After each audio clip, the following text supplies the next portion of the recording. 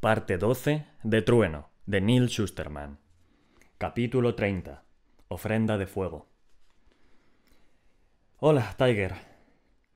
Hola, respondió el constructo de la memoria de Tiger Salazar. ¿Te conozco? Sí y no, respondió la segadora Rand. He venido a decirte que han atrapado al segador Lucifer. ¿El segador Lucifer? ¿No es el que ha estado matando segadores? Sí. ¿Y lo conoces? Lo dudo. Conozco a alguna gente retorcida, pero no hasta ese punto. Es tu amigo, Rowan Damish. El constructo se quedó callado unos segundos, y después se rió. Buen intento. ¿Ha sido idea de Rowan? Rowan, ¿de dónde te escondes? Ay, venga, sal ya. No está aquí. No me intentes decir que está matando gente, si ni siquiera llegó a ser segador. Le dieron una patada en el culo y nombraron a la chica. Lo van a ejecutar mañana. El constructo vaciló y frunció el ceño. Aquellos constructos estaban muy bien programados. Recopilaban los recuerdos de todas las expresiones faciales del sujeto que se habían grabado. La representación era tan real a veces que resultaba inquietante. No estás de broma, ¿no? Preguntó el constructo de Tiger. Bueno, no puedes permitirlo. Tienes que impedir que suceda. No está en mi mano. Pues ponlo en ella. Conozco a Rowan mejor que nadie. Si hizo lo que dices que hizo, tendría un buen motivo. No podéis cribarlo. El constructo empezó a mirar a su alrededor como si fuera consciente de estar en un mundo limitado, una caja virtual de la que deseaba salir. ¡Está mal! No podéis hacerlo. ¿Qué sabrás tú del bien y del mal? Le soltó Rand. No eres más que un estúpido fiestero, sin un dedo de frente. Él la miró, furioso. Los micropíxeles de su imagen aumentaron el porcentaje de rojo de su cara. Te odio, espetó. Seas quien seas, te odio. Ain pulsó a toda prisa el botón que daba por terminada la charla. El constructo de la memoria de Tiger desapareció. Como siempre, no recordaría lo que habían hablado. Como siempre, Ain sí. Si vas a cribarlo, ¿por qué no lo cribas y ya está? Le preguntó la segadora Rand a Goddard mientras procuraba que no se notase lo frustrada que se sentía. Tenía muchos motivos para ello. El primero, un estadio era un lugar complicado para protegerse de sus enemigos, y los tenían. No solo los segadores de la vieja guardia, sino todo el mundo, desde los tonistas hasta las guadañas que habían rechazado a Goddard, pasando por los que buscaban venganza por la criba en masa de sus seres queridos. Iban los dos solos en el avión privado de Goddard. El convoy estaba llegando ya a su destino, tras casi una semana recorriendo su prolongada vuelta de honor, así que Rand y él volaban hasta allí para reunirse con el resto, un vuelo tan corto como largo había sido el viaje de Rowan Damish. Como ocurría con el tejado del chalet, el avión contaba con armamento de la edad mortal, una serie de misiles que colgaban de cada ala. Solía volar sobre las comunidades que consideraban rebeldes. Nunca usaba los misiles para cribar, pero, como en el caso de los cañones del tejado, era un recordatorio de que podía hacerlo si lo deseaba. Si quieres una demostración pública, le sugirió Ain, que sea con una criba más controlada. Retransmítelo desde una ubicación pequeña y secreta. ¿Por qué tienes que convertirlo todo en un espectáculo? Porque me gustan los espectáculos, y no necesito más razón que esa. Pero por supuesto, había otra razón más importante. Goddard quería que el mundo supiera que él en persona había capturado y ejecutado al enemigo público número 1 de la edad postmortal. No solo serviría para engrandecer su imagen ante la gente común, sino para ganarse la admiración de los segadores que siguieran indecisos. Todo en Goddard era estratégico o impulsivo. Aquel gran acontecimiento era estratégico. Convertiría la criba de Rowan Damish en un espectáculo que nadie pudiera pasar por alto. Habrá más de 1000 segadores de todo el mundo entre el público, le recordó Goddard. Quieren verlo, y yo deseo concederles ese deseo. ¿Quiénes somos nosotros para negarles esa catarsis? Rand no tenía ni idea de lo que significaba aquello, ni tampoco le importaba. Goddard escupía palabrería erudita con tanta frecuencia que había aprendido a desconectar. Hay formas mejores de manejar esto, insistió Rand. El rostro del Dalle empezó a agriarse. Dieron con unas pequeñas turbulencias, que seguramente Goddard creería producto de su humor. ¿Me intentas decir cómo ser segador? ¿O peor, cómo ser Dalle máximo? ¿Cómo iba a decirte cómo ser algo que no existía hasta que tú lo inventaste? Cuidado, Ain. No desates mi ira justo cuando no debería sentir más que alegría. Dejó que calara su advertencia antes de acomodarse en el asiento. Cabría pensar que precisamente tú estarías encantada de ver a Rowan sufrir después de lo que te hizo. Te rompió la espalda y te dejó morturienta. ¿Y ahora me dices que quieres que su criba sea algo pequeñito y tranquilo? Lo quiero cribado tanto como tú, pero la criba no debería ser un entretenimiento. A lo que Goddard esbozó una sonrisa exasperante y respondió: A mí me entretiene.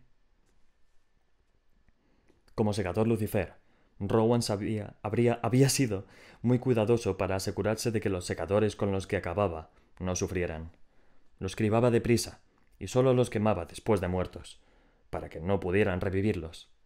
No le sorprendió enterarse de que Goddard no era tan compasivo. La agonía de Rowan se prolongaría para surtir el máximo efecto. La cantidad de bravuconería que era capaz de reunir tenía sus límites. Cuando el convoy de la ejecución por fin llegó a su aciago destino, tuvo que reconocer que sí le importaba vivir o morir. Y aunque le daba igual cómo lo recordara la historia, se deprimía al pensar en cómo lo haría su familia. Su madre y sus muchos hermanos y hermanas debían de saber ya que él era el segador Lucifer, porque, una vez que le endosaron la culpa del hundimiento de Perdura, Rowan se hizo tristemente célebre. Las multitudes que se acercaban para echarle un vistazo al convoy eran prueba de ello. ¿Estaría su familia entre el público? Si no, ¿lo verían desde casa? ¿Qué les ocurriría a las familias de los criminales famosos en los días mortales? Porque en los días posmortales no había ningún equivalente al secador Lucifer. ¿Los condenarían por asociación y cribarían? Al padre de Rowan lo habían cribado antes del hundimiento de Perdura, así que no había llegado a saber lo que ocurrió con su hijo y cómo lo odiaba el mundo entero. Hasta cierto punto, era un consuelo. Pero si su madre y sus hermanos seguían vivos, debían de despreciarlo, porque ¿cómo no iban a hacerlo? Darse cuenta de eso lo desmoralizaba más que ninguna otra cosa. Había tenido mucho tiempo a solas con sus pensamientos durante el serpenteante viaje del convoy. Sus pensamientos no eran amigos suyos, o al menos ya no lo eran, puesto que solo servían para recordarle las decisiones que había tomado y cómo lo habían llevado hasta allí. Lo que antes le pareciera justificado, ahora le resultaba insensato. Lo que antes le pareciera valiente, ahora le resultaba triste sin más. Podría haber sido distinto. Podría haber desaparecido, como el sacador Faraday, cuando se le presentó la oportunidad. Se preguntó dónde estaría Faraday. ¿Vería la retransmisión y lloraría por él? Sería agradable saber que alguien lloraba por él. Citra lo haría, donde quiera que estuviese. Con eso tendría que bastarle. La criba estaba programada para las 7 de la tarde, pero la gente llegó temprano.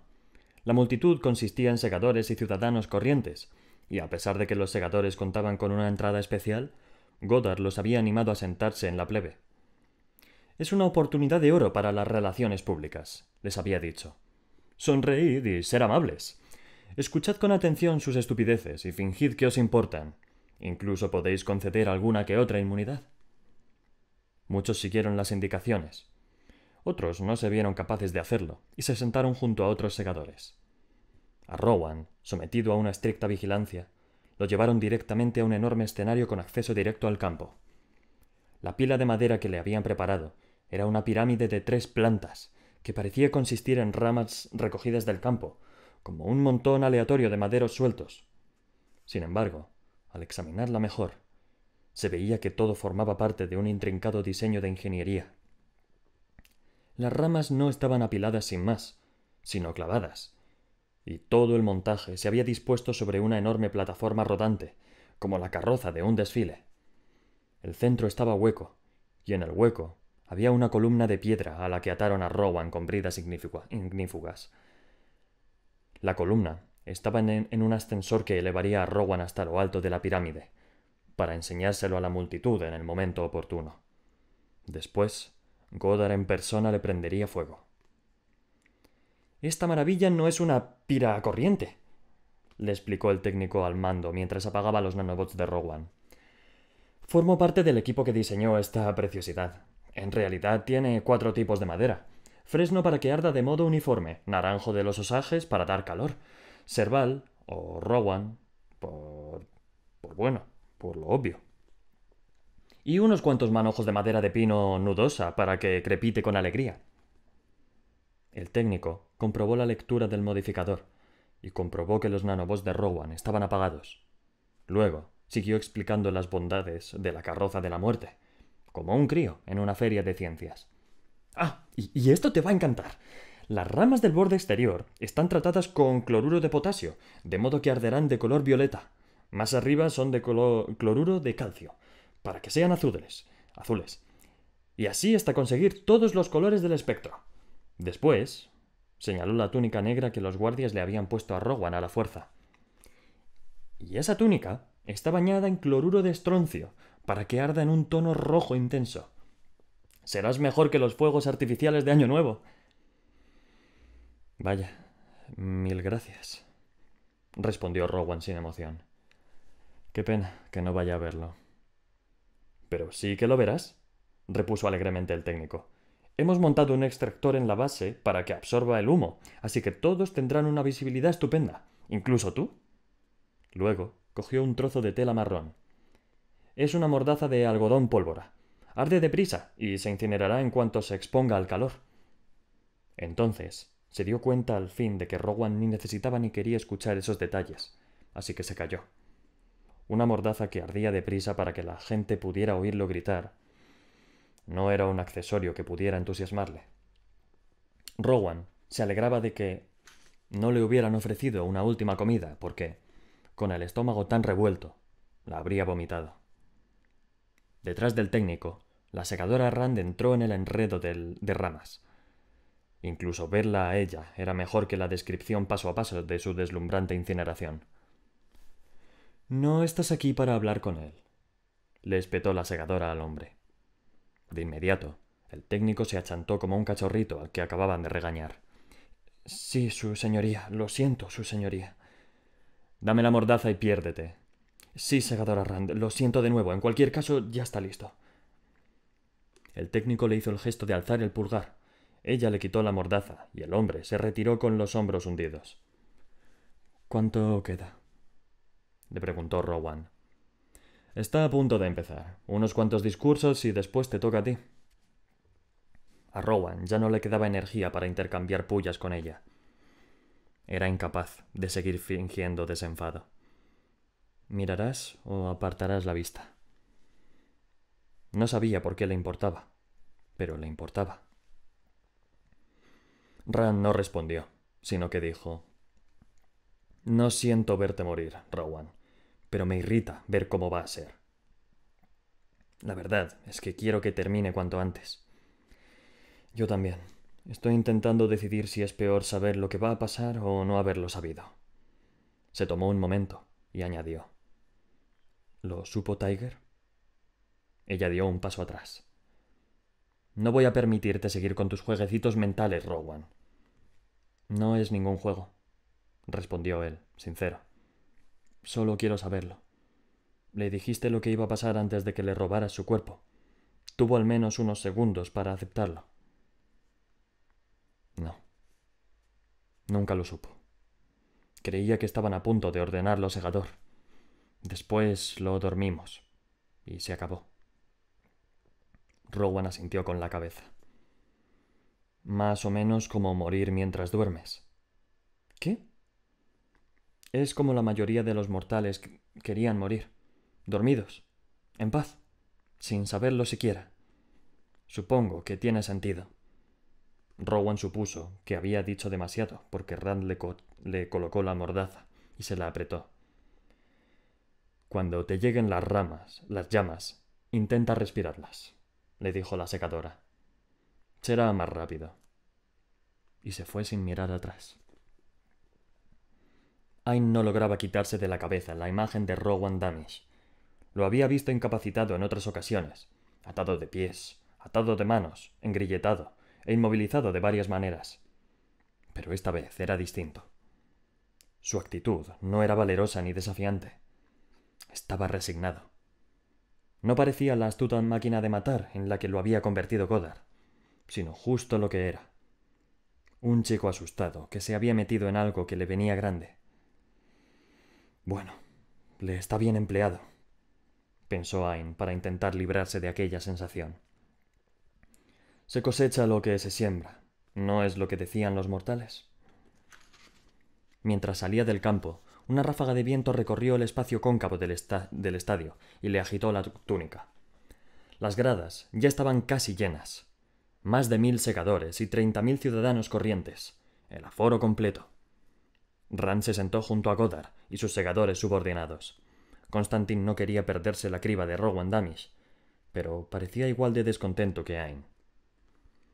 ¿Te diviertes, Constantin?, le preguntó Goddard con la clara intención de provocarlo. Reconozco la importancia de un acontecimiento organizado para unir al pueblo y presentar una Norteamérica fuerte. Es una estrategia sólida y que seguramente marque un punto de inflexión en los asuntos de la guadaña. Era un comentario elogioso, aunque no respondía a la pregunta. Una respuesta muy diplomática. Goddard la interpretó a la perfección, como Ain sabía que haría, y no se le escapó el desagrado de su segador. Hay que reconocer que eres coherente, le dijo el Dalle Máximo. Constantin el coherente. Creo que así se te llegará a conocer en los libros de historia. Hay atributos peores. Espero que al menos hayas extendido invitaciones personales a nuestros amigos de Texas. Lo hice, y no han respondido. No, ya me lo imaginaba. Bueno, una pena. Me habría encantado que vieran a la familia de la que han decidido alejarse. El programa de la tarde incluía los discursos de los otros 4 sumos dalles norteamericanos, todos ellos escritos con esmero para dejar claros cada uno de los puntos que el Dalle Máximo quería recalcar. El sumo dalle Hammerstein de Estemérica lamentaría las vidas perdidas en Perdura y las brutales muertes de los desdichados segadores con los que había acabado Lucifer. La suma dalle Pickford de Oximérica hablaría de la unidad norteamericana y de que la alianza de 5 de las 6 grandes guadañas de la zona mejoraría la vida de todos. El sumo dalle Tizoc de Mexiteca invocaría la edad mortal para señalar lo lejos que había llegado el mundo y concluiría con una velada advertencia a las demás guadañas. No unirse a Goddard significaba la posibilidad de regresar a los viejos tiempos. La suma dalle MacPhail, de Zona Norte, daría las gracias a todos los que habían hecho posible aquel acontecimiento. También mencionaría a los miembros del público, tanto segadores como gente corriente, con los que necesitaban congraciarse. Y finalmente, Goddard daría el discurso que resumiría todo lo anterior y lo envolvería con un lazo, para regalo, antes de prender la pira. Esto no será solamente la criba de un enemigo público, le había dicho a Ain y a sus segadores subordinados. Es una botella de champán lanzada contra un barco. Será el bautizo de una nueva era para la raza humana. Era como si Goddard lo viera con un aura religiosa, una ofrenda de fuego para purificar el camino y aplacar a los dioses. Por lo que concernía a Goddard, aquel día era tan importante como el día en que se había presentado ante el cónclave y aceptado su nominación como sumo dalle. Incluso más importante, por el alcance. El acontecimiento se retransmitiría a miles de millones de personas, no solo a un grupo de segadores en un cónclave. Las repercusiones de aquella noche se sentirían durante mucho tiempo, y las guadañas que todavía no se habían unido a él no tendrían más remedio que hacerlo. Cada vez recibía más apoyos, sobre todo después de centrar la mayoría de las cribas en los márgenes de la sociedad. Los ciudadanos normales no sentían demasiado aprecio por los marginados, así que, siempre que no se formara parte de ese margen, no había que preocuparse demasiado por acabar cribado a manos de Goddard. Evidentemente, como la población no dejaba de crecer, había gente de sobra para empujarla a los márgenes. Se había dado cuenta de que era cuestión de evolución, no de selección natural, porque la naturaleza se había vuelto débil e inoperante. Más bien de selección inteligente, con Goddard y sus acólitos con el timón de la intelectualidad. A medida que se acercaban las 7 y el cielo se oscurecía, Goddard se crujía los nudillos mientras subía y bajaba las rodillas. Su cuerpo demostraba una impaciencia juvenil que no se reflejaba en su rostro.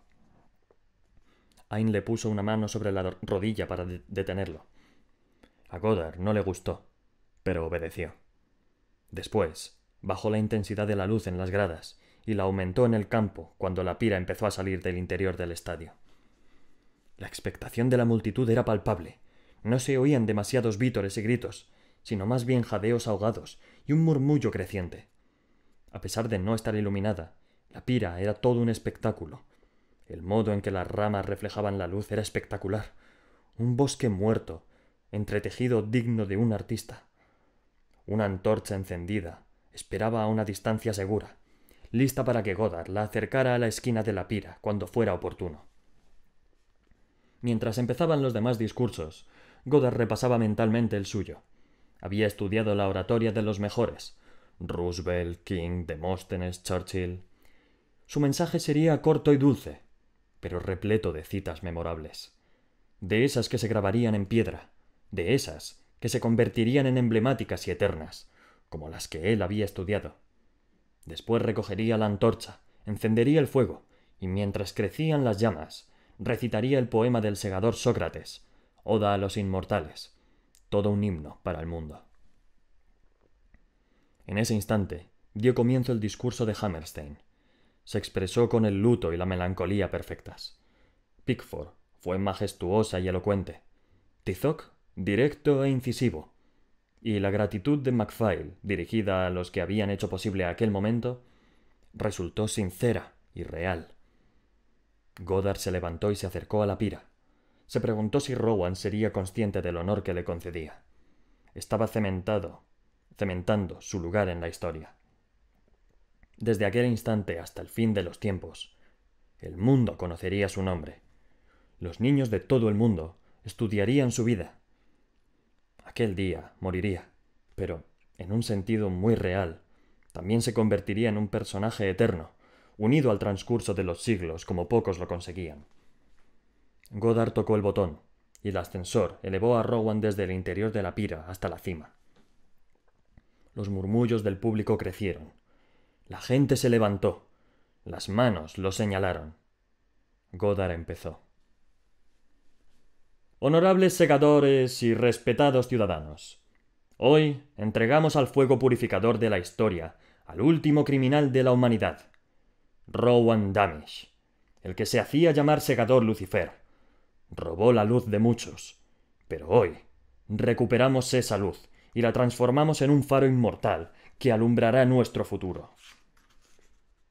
Alguien le dio una palmada en el hombro. Casi ni la sintió.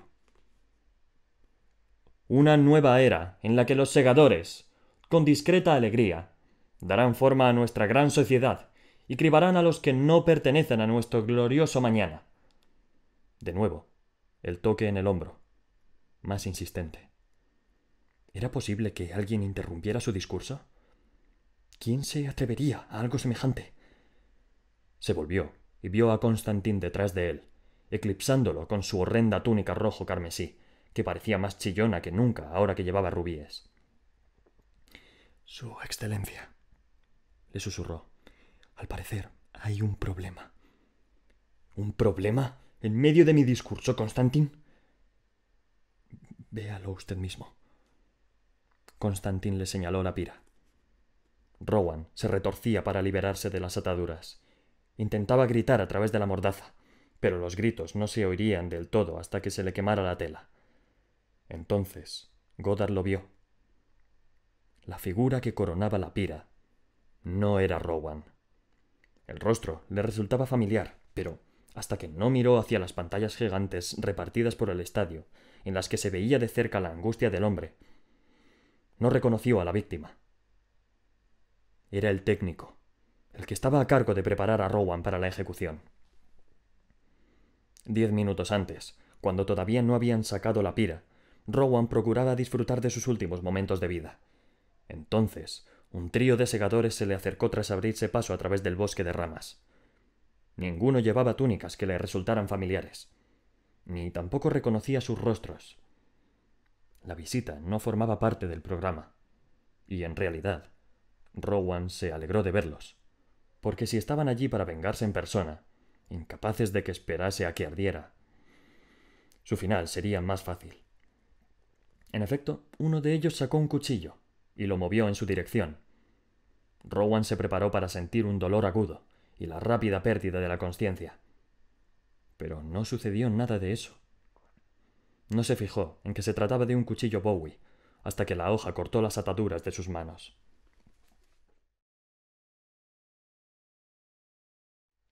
Capítulo 31. Control de dummies.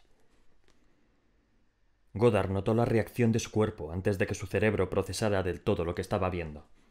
Sintió un cosquilleo en las extremidades, las tripas revueltas y una tirantez dolorosa en la parte baja de la espalda.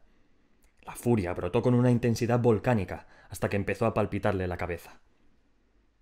En el estadio, todos sabían ya lo que él acababa de ver, que el prisionero en lo alto de la pira no era el segador Lucifer. A lo largo de los 3 últimos años, el mundo había llegado a conocer muy bien el rostro de Rowan Damisch, pero aquel no era el rostro que se retransmitía por todo el mundo, que llenaba las pantallas que rodeaban a Goddard, como si se burlaran de él. No solo le habían robado su gran momento, sino que aquello era una subversión en toda regla. Lo habían retorcido hasta convertirlo en algo obsceno. Los murmullos del público sonaban distintos a los de hacía pocos segundos. ¿Estaba oyendo risas? ¿Se estaban riendo de él? Fuera así o no, le importaba poco. Lo único que importaba era lo que oía, lo que sentía. Y sentía la burla de 30.000 almas. No podía permitirlo. Aquel momento monstruoso no podía seguir existiendo. Constantin le susurró al oído. He ordenado que cierren las puertas y he avisado a toda la guardia del Dalle. Lo encontraremos.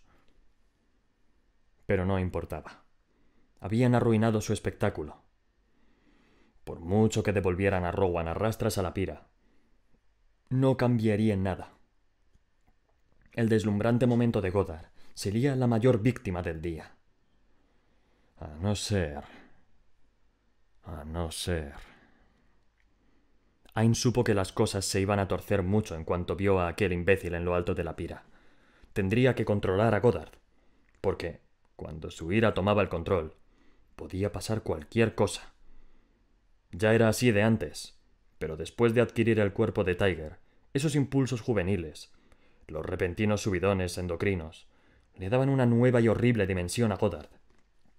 La adrenalina y la testosterona que habían resultado adorables cuando las gestionaba una adorable pizarra en blanco como Tiger Salazar, no eran más que brisas bajo una cometa.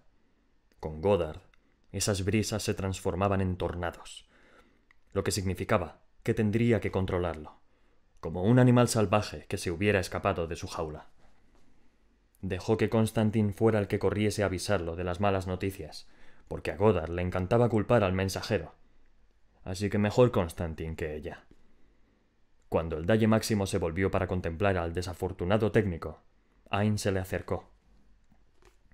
Hemos detenido la retransmisión. Ya no está emitiéndose. Hemos pasado a control de daños. Puedes darle la vuelta a la situación, Robert, añadió para engatusarlo lo mejor que podía. Que crean que es intencionado, que forma parte del espectáculo. La expresión de su rostro la aterró. Ni siquiera estaba segura de haberlo oído bien cuando dijo: intencionado. Sí, Ain, Es justo lo que haré. Levantó el micrófono y Ain retrocedió.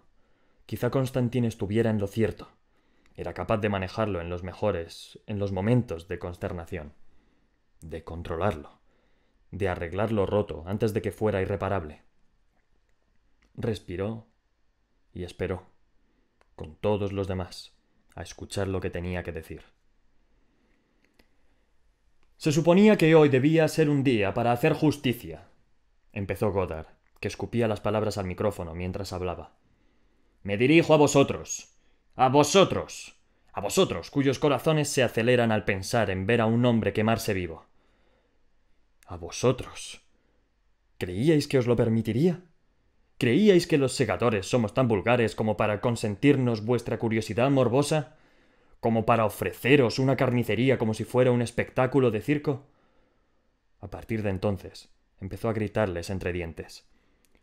¿Cómo os atrevéis? Solo los segadores pueden disfrutar con el fin de la vida. ¿O lo habíais olvidado? Hizo una pausa para que lo asimilaran, para que fueran conscientes de la profundidad de su transgresión. De no haber desaparecido Rowan, les habría concedido de buen grado su espectáculo. Pero eso era algo que no debían saber.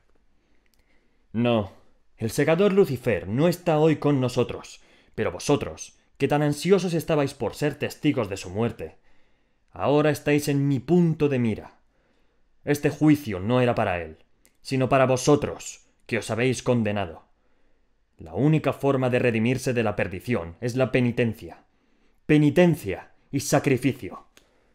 Por lo tanto, he decidido que en el día de hoy vosotros seáis un ejemplo para el mundo. Después miró a los miles de segadores repartidos entre el público del estadio. Cribadlos, ordenó con un desprecio tan grande por la multitud que se mordió el labio inferior. Cribadlos a todos. El pánico no cundió de golpe. La gente, estupefacta, se miraba entre sí. ¿De verdad había dicho eso el Dalle Máximo? No podía haberlo dicho. Ni siquiera los segadores estaban seguros en un principio. Pero incumplir una orden significaba que se pusiera en duda su lealtad.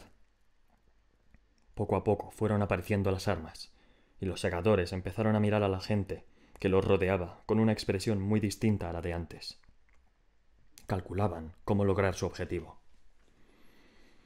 «Yo soy vuestra culminación», proclamó Goddard, como hacían todas sus cribas en masa, y su voz rebotó por todo el estadio. «Soy la última palabra de vuestras insatisfechas vidas indeseables». Las primeras personas empezaron a correr. Se les unieron otras, y de repente fue como si se abriera una presa. Los espectadores, aterrados, trepaban sobre los asientos y por encima de los demás para llegar a sus salidas, pero los segadores se habían apresurado a situarse en el cuello de la botella. La única forma de pasar era a través de ellos, y los cribados ya bloqueaban los estrechos pasos a la libertad. «Soy vuestra liberación. Soy vuestro portal a los misterios del olvido». La gente se abalanzaba sobre las barandillas con la esperanza de despachurrarse antes de que los cribaran para revivir después. Pero se trataba de una acción de los segadores. En cuanto Goddard dio la orden, el nimbo perdió la posibilidad de intervenir. Solo podía mirarlo a través de sus innumerables ojos abiertos. «Soy vuestro Omega, el que os traerá la paz infinita. Abrazadme». La segadora Rand le suplicó que parase, pero él la apartó de un empujón, y ella cayó al suelo dando traspiés y soltando la antorcha, que rodó por el borde de la pira. No hizo falta más. La pira prendió, y las llamas moradas recorrieron la base. «Vuestra muerte es mi veredicto y mi regalo», decía Goddard a los moribundos. «Aceptadlo con elegancia. Y así me despido». La mejor vista del Armagedón de Goddard se disfrutaba desde lo alto de la pira. Y como los extractores de abajo apartaban el humo, el técnico lo veía todo, incluido el borde exterior de llamas moradas, que empezaba a subir por la pira y volverse azul. En las gradas, los segadores, todos resplandecientes con sus gemas cosidas a las túnicas de la nueva orden, despachaban a sus víctimas a una velocidad alarmante. Hoy no estaré solo, pensó el técnico mientras las llamas se acercaban y pasaban del verde al amarillo chillón. Notaba que se le derretían las suelas de los zapatos. Olía a goma quemada. Ahora el fuego era naranja y estaba más cerca. Los gritos que lo rodeaban sonaban lejanos, muy lejanos. Las llamas no tardaron en pasar al rojo, y la mordaza de algodón pólvora ardería, y ya solo importarían sus gritos. Entonces vio a un segador solitario que iba hacia él, procedente del campo, el de la túnica roja, uno de los pocos segadores que no iba detrás del público. Se miraron a los ojos durante un momento. Justo cuando el fuego prendió las perneras de los pantalones del hombre condenado, el segador Constantin alzó una pistola y llevó a cabo su única criba del día. Un único disparo al corazón que libró al técnico de un final más doloroso. Lo último que sintió el hombre antes de perder la vida fue una enorme gratitud por la compasión del segador carmesí. «Te perdonaré por intentar detenerme», le dijo Goddard a la segadora Rand cuando su limusina salía del estadio. «Pero me sorprende que precisamente tú, Ain, te resistas a una criba». Ain podría haberle dicho 1.000.000 de cosas, pero se mordió la lengua. Rowan ya estaba olvidado, aplastado por un asunto mucho más importante. Se rumoreaba que lo habían visto abandonar el estadio con Travis y otros segadores texanos. Podría culparlos a ellos, pero ¿a quién pretendía engañar?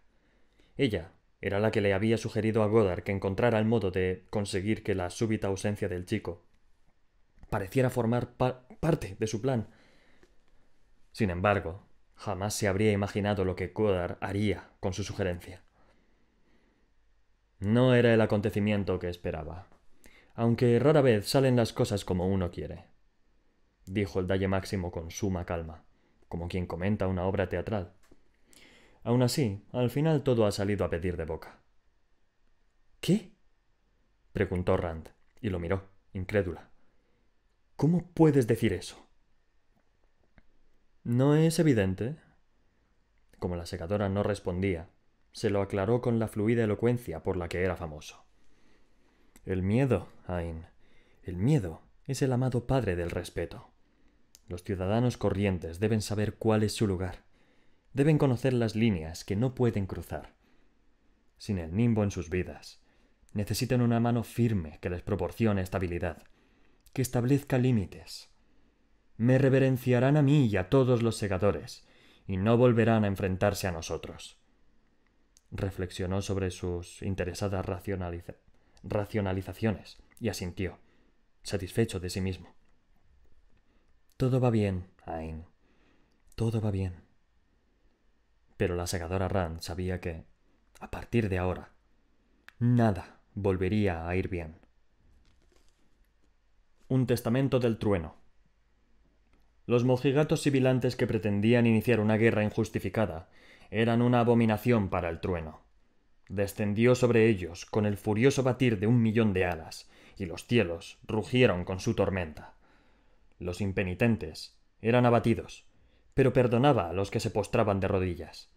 Luego alzaba el vuelo hacia el cielo en calma y desaparecía, envuelto de nuevo en una nube de plumas. Regocijaos. Comentario del coadjutor Sinfonius. El trueno no era un hombre de carne y hueso, sino un ser que dominaba la materia. Poseía la habilidad de transformarse en cualquier criatura o en multitud de ellas. Este verso ilustra su poder para convertirse en una gran bandada de aves, seguramente águilas, halcones o búhos, elegantes, nobles, sabias, pero también temidas y respetadas, criaturas que simbolizan el paradigma de todo lo que era el trueno. Análisis de coda del comentario de Sinfonius. El eterno problema de Sinfonius es su falta de coherencia. Unas veces interpreta los textos de forma literal y otras de forma simbólica, según le convenga, por lo que sus comentarios son más capricho que sabiduría. Aunque quizás sea cierto que el trueno poseyera la habilidad de adoptar la forma de una bandada, ¿no sería más probable que simplemente contara con la habilidad mística de volar, como los héroes con capa de las imágenes de archivo? Capítulo 32. Un nefasto punto de apoyo.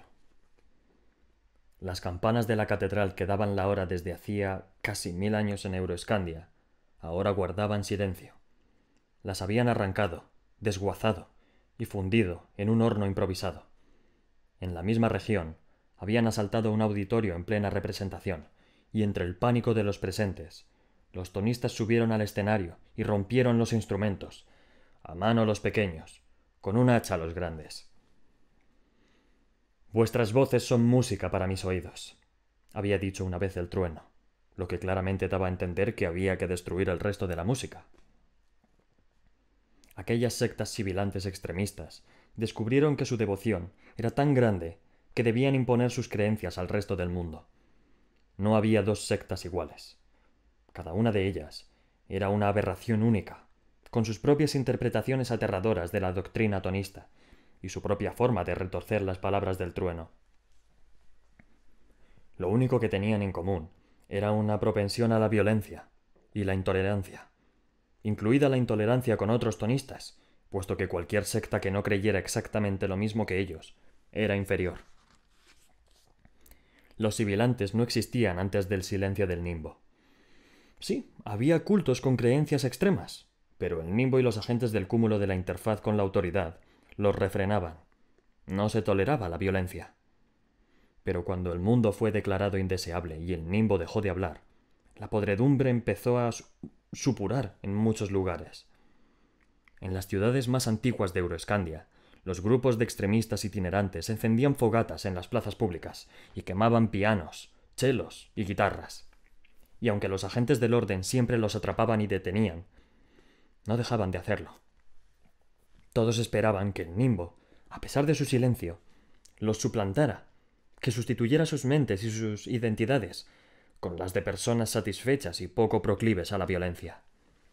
Pero eso habría sido un atentado contra la libertad religiosa, así que a los sibilantes los detenían, los obligaban a pagar por lo que habían destruido y los liberaban, solo para que volvieran a destruir lo mismo. De haber podido hablar, el nimbo quizás hubiera dicho que proporcionaban un servicio que, al destruir instrumentos musicales, daban trabajo a aquellos que los fabricaban. Pero hasta la paciencia del nimbo tenía un límite. El trueno se apareció ante los sibilantes de Euroescandia cuando se preparaban para destrozar otro auditorio. Los sibilantes sabían que tenía que ser un impostor, porque el trueno había muerto como un mártir a manos de un segador. La resurrección no era uno de los dogmas de su fe, así que los fanáticos se mostraron escépticos. «Soltad vuestras armas y postraos de rodillas», ordenó el impostor. No le obedecieron. «Vuestras acciones ofenden al tono y a la tormenta, y también a mí. Soltad vuestras armas y postraos de rodillas». Siguieron sin obedecer. Uno de ellos corrió hacia él hablando en un antiguo idioma nativo de la región que poca gente conocía ya. Entonces, del pequeño séquito del impostor, surgió un segador con túnica vaquera que atrapó al agresor y lo tiró al suelo. El sibilante, magullado y ensangrentado, se alejó corriendo. «No es tarde para arrepentirse», dijo el trueno impostor. «El tono, la tormenta y yo os perdonamos si renunciáis a vuestros desmanes y nos servís en paz». Los tonistas miraron hacia las puertas del auditorio, que estaban detrás de él. Su objetivo se encontraba cerca, pero aquel joven tenía algo que resultaba imponente, algo divino. «Os mostraré una señal del nimbo, con quien solo yo puedo hablar, y ante quien solo yo puedo interceder por vosotros». Dicho lo cual, abrió los brazos, y bajaron del cielo. Torcazas, cientos de ellas descendiendo en picado, procedentes de todas partes, como si hubieran estado esperando ese momento en los aleros de todos los edificios de la ciudad. Se posaron en él, a lo largo de sus brazos, su cuerpo y su cabeza, hasta que ya no se le veía. Lo cubrieron de pies a cabeza, de modo que sus cuerpos y sus alas marrón claro eran como un caparazón, como una armadura que lo rodeaba. Y además, el color, el dibujo que formaban las plumas que lo envolvían, la forma en que se movían. Los tonistas sibilantes se percataron de lo que parecía. Parecía una nube de tormenta, un nimbo henchido de rabia. De repente, los pájaros echaron a volar en todas direcciones. Lo dejaron y desaparecieron en los rincones ocultos de los que habían salido. Todo permaneció en silencio, salvo por el último aleteo de las aves al alejarse. Y en ese silencio, el trueno habló en voz baja, casi susurrante. Ahora, soltad las armas y postraos de rodillas. Y lo hicieron. Ser un profeta muerto era mucho mejor que ser un profeta vivo. Si estabas muerto, no te obligaban a pasarte el día atendiendo a un interminable desfile de aburridos suplicantes. Podías ir a donde quisieras, cuando quisieras. Y lo más importante, donde te necesitaban. Pero lo mejor de todo era que nadie intentaba matarte. Grayson Tolliver llegó a la conclusión de que estar muerto era mucho mejor para su paz mental que estar vivo. Desde su fallecimiento público, Grayson se había pasado más de 2 años viajando por el mundo para intentar controlar a los sibilantes que aparecían por doquier. Tanto él como todos los que le acompañaban, viajaban con toda la sencillez posible. Trenes públicos, vuelos comerciales. Grayson nunca vestía su túnica violeta ni su escapulario bordado cuando viajaba. Todos iban de incógnito, con simples vestiduras tonistas. Nadie preguntaba nada a los tonistas por miedo a que empezaran a contarles sus creencias. La mayoría volvía la cabeza y evitaba mirarlos a los ojos. Por supuesto, de haberse salido con la suya el coadjutor Mendoza, viajarían por el mundo en un jet privado con capacidad para aterrizaje vertical, de modo que el trueno pudiera bajar del cielo como una máquina divina de verdad. Pero Grayson se lo prohibió. Ya había hipocresía de sobra en el mundo. Se supone que los tonistas no son materialistas, le dijo a Mendoza. Ni tampoco los segadores, comentó el coadjutor. Y mira cómo ha salido. En cualquier caso, aquello no era una democracia. Lo que decía el trueno era la ley entre ellos, por mucho que no estuvieran de acuerdo. La hermana Astrid estaba de parte de Grayson. Creo que tu resistencia a la extravagancia es buena, y me imagino que el nimbo coincidirá conmigo. Mientras lleguemos a donde vayamos, cuando tenemos que llegar, el nimbo no opina, respondió Grayson. Aunque sospechaba que el nimbo cambiaba las rutas ferroviarias y los vuelos, para que llegaran justo antes a sus destinos. Suponía que, si el trueno proclamara que debían viajar en mula, el nimbo se las apañaría para buscarles unas de carreras. A pesar de su modesta forma de viajar, Mendoza siempre se las apañaba para que su llegada fuese lo bastante impresionante y teatral como para estremecer a los sibilantes hasta sus podridas médulas. Por muy inquietantes y extraños que fueran los actos cometidos, Grayson se rebelaba ante ellos como el trueno, y los denunciaba, renegaba de ellos, y básicamente los desmantelaba y los dejaba suplicando su perdón. El truco de los pájaros había sido idea de Grayson. Era bastante sencillo.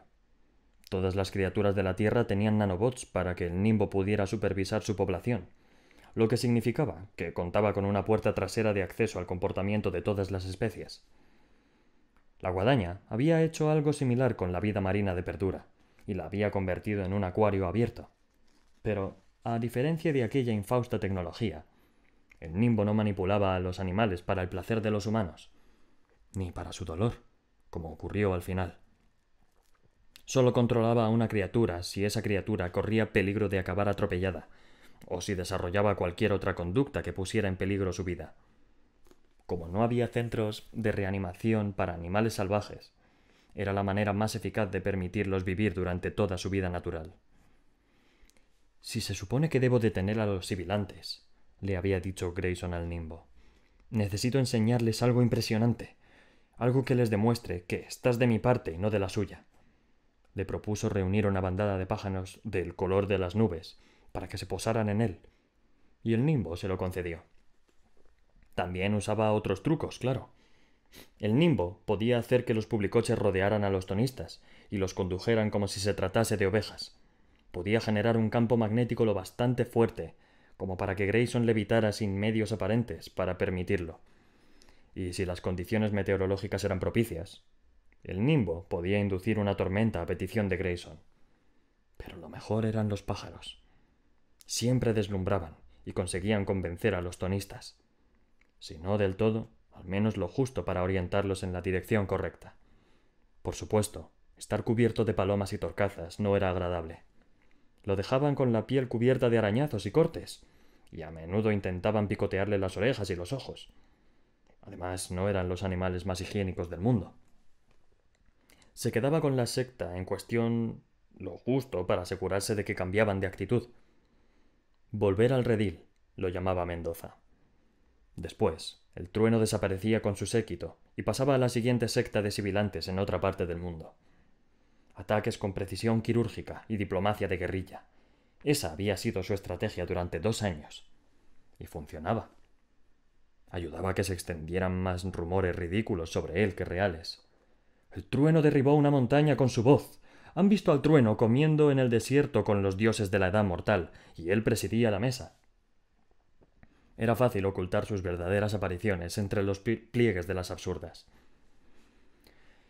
«Es bueno que hagamos esto», decía el coadjutor Mendoza, «aunque no es nada comparado con lo que podríamos hacer». «Es lo que quiere el Nimbo», le respondía Grayson. Pero Mendoza siempre dudaba. Y a decir verdad, Grayson también estaba frustrado.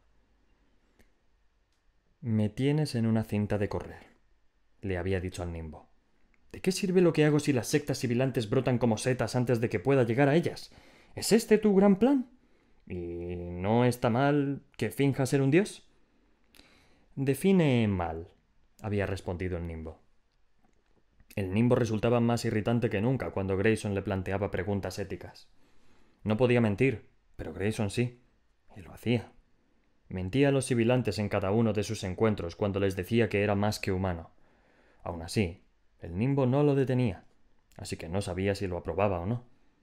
Un sencillo «no lo hagas» habría bastado si el Nimbo pensara que sus acciones eran un abuso de poder. De hecho, que lo regañara le habría resultado reconfortante, porque así sabría si sus principios morales eran erróneos.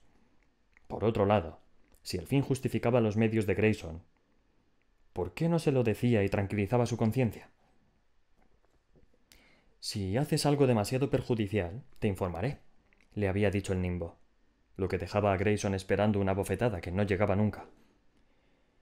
«He hecho algunas cosas horribles en tu nombre», le dijo al Nimbo. A lo que el Nimbo contestó: «Define horrible». El séquito del trueno, que se había reducido a un círculo más íntimo, el segador Morrison, la hermana Astrid y el coadjutor Mendoza, se había convertido en un equipo eficiente. Morrison había demostrado ser valioso desde el principio. Nunca había tenido una gran ética laboral antes de intentar cribar al trueno, pero aquellos años lo habían cambiado considerablemente. O al menos le habían descubierto un nuevo camino a algo más sabio. Tenía sus razones para quedarse. Al fin y al cabo, ¿a dónde iba a ir? La guadaña norteamericana lo creía muerto. Sin embargo, no era su único motivo. El caso era que, de haber comprobado sus estadísticas, la guadaña sabría que había cribado y concedido inmunidad más de una vez. Se decía que era normal que, con el aumento de las cribas de los últimos tiempos, no se hubieran fijado en las acciones de un segador que iba por libre. Era consciente de que se engañaba, pero, claro, la verdad dolía demasiado para reconocerla. No se habían fijado, porque les daba igual. Siempre había sido un 0 a la izquierda para los demás segadores. Una vergüenza para su mentor, que lo eligió porque era fuerte y guapo, y renegó de él en cuanto le quedó claro que nunca se ganaría el respeto de nadie. Para ellos era un chiste. Pero allí, al servicio del trueno, se valoraba su existencia. Tenía un lugar y un propósito. Era el protector, y le gustaba. La hermana Astrid era la única que tenía sus reservas respecto a Morrison. «Jim, tú personificas todo lo que no soporto del mundo», le dijo una vez. Jim sonrió. «¿Por qué no puedes reconocer que te caigo bien?» «Te tolero. Hay una gran diferencia». En cuanto a Astrid, tenía trabajo por delante manteniéndolos a todos en la senda espiritual correcta. Se quedaba con el trueno porque, en el fondo, creía que Grayson Tolliver era auténtico, que seguía los divinos designios del tono y que su humildad al respecto era comprensible. A fin de cuentas, una naturaleza humilde era la marca distintiva de un hombre santo. Tenía todo el sentido del mundo que se negara a creer que formaba parte de la Santísima Triada, pero que él no se lo creyera no lo hacía menos cierto. Esbozaba una sonrisa burlona en secreto cada vez que Grayson se enfrentaba a los sibilantes, convertido en el trueno, porque sabía que el joven no se creía ni una palabra de lo que les decía.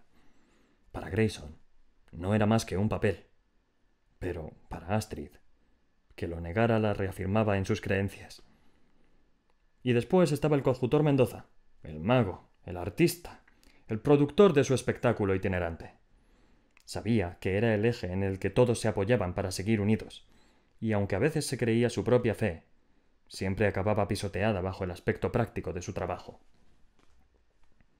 Mendoza no solo organizaba las apariciones del trueno, sino que se mantenía en constante comunicación con su red de coadjutores de todo el mundo, para intentar que cada vez más sectas se atuvieran a una única doctrina y ayudarlas a protegerse contra los segadores.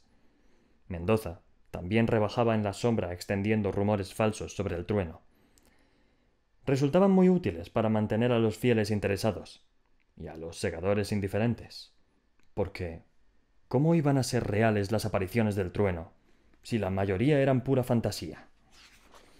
No obstante, cuando Grayson descubrió lo que estaba haciendo Mendoza, se horrorizó. El coadjutor no comprendía por qué se negaba a ver lo valiosa que era su estrategia. ¿Le estás diciendo a la gente que me he alzado de mis propias cenizas? Existe un precedente, intentó explicarle Mendoza. La historia de la fe está llena de dioses que se elevan y caen. Estoy preparando el terreno para tu leyenda. Si la gente quiere creer eso, de acuerdo, pero no quiero alentarlos difundiendo más mentiras.